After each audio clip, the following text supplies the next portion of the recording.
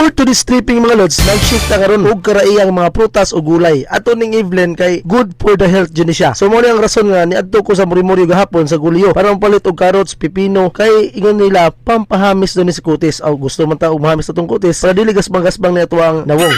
Okay, sige. So mo ni ato isi karon mga lods, carrots, avocado, pipino, saging, talong ug syempre dili na to ni kalimtan ang anagon nga gikuha pa gyud gikan sa bukid sa baol sa among silingan didto. At ayan kompleto na to mga ricados. Smoothie jud kani ang ato ang shikaron mga lods. So karon akong ginahinayan og panit kining mga atong pangsagol kining carrots. Kabalaw ba mo sa benepisyo ning carrots? Kining carrots kay rich in vitamin A, pampalig-on pag sa mata. Dayon nindot po gani sa ato ang pamanit. Ug dayon gisunod na ko ang pipino. Kining pipino kabalo na mo pampaputi, pampahamay sa panit ay naapo daw ni siya hydration ug anti-inflammatory. Kabalo na mo sa Bisaya na, kamo na Bisaya o dili mo kasabot hala i-google na lang. Sunod na ko og slice kining avocado. Kining avocado na good for sa ato ang heart o siyempre sa ato apong pamanit. Dayon ako na yung gisunod og panit kining saging. Kining saging grabe kadaghang potassium na ang energize pag gini siya, especially kung gikan kagadagan o ga-exercise. So at ayan grabe kadako kayo kay katabang para sa tuwang lawas ni ug sa atong pamanit. Kining ato ang gipang slice karon ug atong i-shake pagyod sa ato ang overall health. Alright. So human ako panit mga lods, gi-slice na ako into small pieces ang mga ricados na to diha nga pang shake. Pero kung tapulan ka, o pwede ra po nimo dakon, pwede ra po nimo dili hewaon, pwede ra po ditso nimo ubotang sa blender. Pero ang blender ana aw tiabaw gyud agi sa ka gahi nang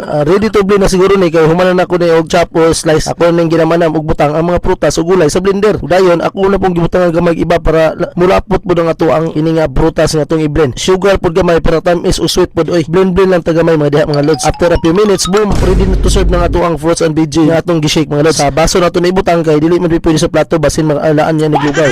So ato ning tilawan karon grabe kalami masiguro ni goods na good, sweet na sweet, good for the body and good for the health gid siya mga lods. Hala nakalimot ko guys.